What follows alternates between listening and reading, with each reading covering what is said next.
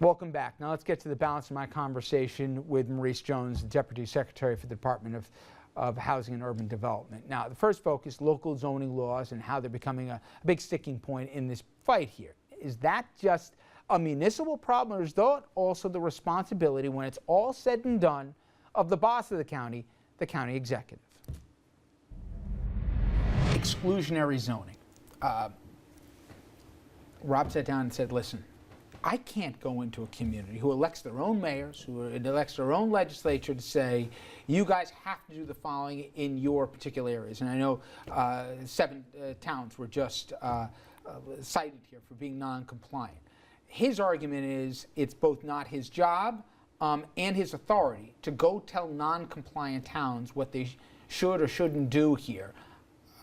Is it his job? Yes, it is his job. Again, we provide CDBG money, we provide some other monies to the county that they then in turn provide to the municipalities. And all of us have mutual obligations here. One of the obligations is that we're going to work hard to ensure that housing is fair, that there's a fair choice. And it is exactly his job to work with municipalities, to develop strategies, to work with them to overcome those places where there is barrier to fair housing choice. So what happens? One of the particular cities in question said, we just don't have the space anymore. We don't have the space to accommodate what the feds, indirectly the county, is asking us to do. What then does a county executive do? Is it incumbent on him, if he gets that answer, to force him to find a way to provide this housing?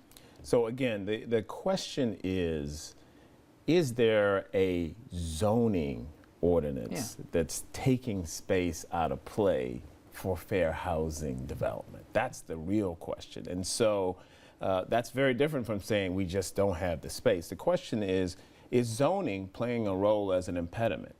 If zoning, for example, if you've got zoning, right, we've seen some cases where there are zoning ordinances that say no multifamily housing developments. Yep. That doesn't work, right? That takes off the table fair choice for residents. So step out when that happens and you have an ordinance on table that on its face makes it impossible to put the housing that you're talking about. What is the process recommended or demanded by HUD here to make them compliant? Right. So the first process is we don't identify that. The county with the municipality does. This is a local matter. We are asking that they do it. So we're not coming in to do the analysis for them. But we're saying when you identify those and do a serious inquiry, right, then we want you to engage with your municipal partners on their removing that restriction. Has this county executive ever sat down face to face with yourself, your predecessor, somebody at HUD, and tried to work this thing out? There has been a meeting between the county executive and the secretary or the deputy secretary, not me, but the previous deputy secretary and maybe even the secretary. I think that was early on in the process. We have not met face to face though in a while, and I'm very open to that. Is race, do you believe, an issue? Is this dollars and cents, or is this about something more? So this is race an issue? Let me tackle that piece. We want to see a serious analysis of whether race is playing a role in either the absence or insufficiency of fair housing choice. We're absolutely asking that be happen. But I'm not in the position to say, yep, race is an issue. That's not, I don't have that kind of intelligence from where I sit in Washington. What I'm asking the county to do is to tackle it seriously, though. If it is an issue, tell us it's an issue and tell us how you're going to address it. But Maurice, are you asking them to tackle it, or are you asking them just to do what the deal says? Yes, but that's what the deal says. The deal says if there are impediments to fair housing choice, and those impediments are motivated by whatever, we want to know what your game plan is for tackling it and overcoming it. Absolutely. Did anybody believe 4 years ago we'd still be talking about this, and we'd still be going back and Yeah, I forth, don't and we'd think still so. be talking about through the court system and the monitors, and now 20 million that could be still withheld without compliance? Did anybody believe we'd be where we are, and do you have any reason to think that a year from now this thing's any different? Yeah.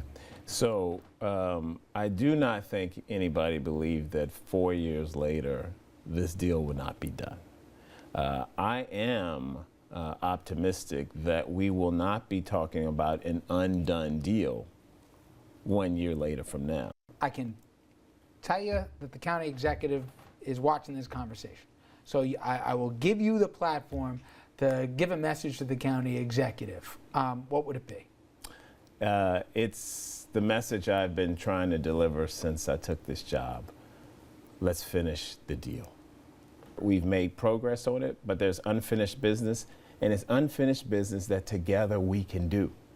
Right? And All you're, we and need you're, is goodwill. and you're extending I'm an open invitation extending- to sit down with them person to person, Absolutely. right? Absolutely. Maurice, I wish you luck. You're going to Thank need you. it. Thank you very much. I appreciate it.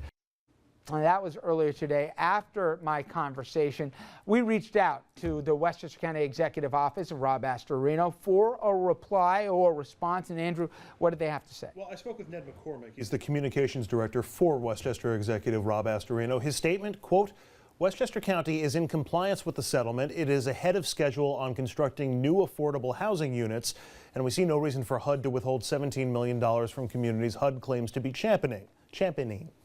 Westchester has done 8 separate analyses of impediments and looked at every zoning district in the county and found no evidence of exclusionary zoning based on race or ethnicity, and neither did the monitor's report last week. The problem, he continues, is the goalposts keep shifting. Now the monitor claims 7 of the 31 communities in the settlement have exclusionary zoning based on socioeconomic status. We disagree and continue to work with our local officials to show HUD and the monitor that the zoning in these communities is not exclusionary. Rich?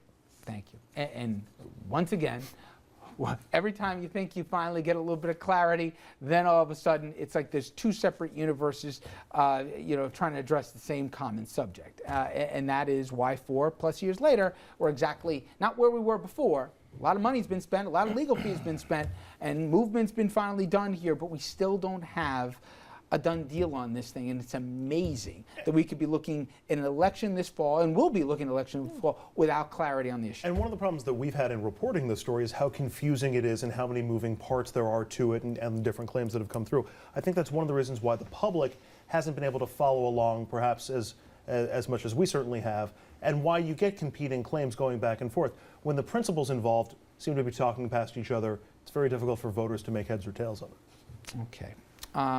We have a little bit of time? All right.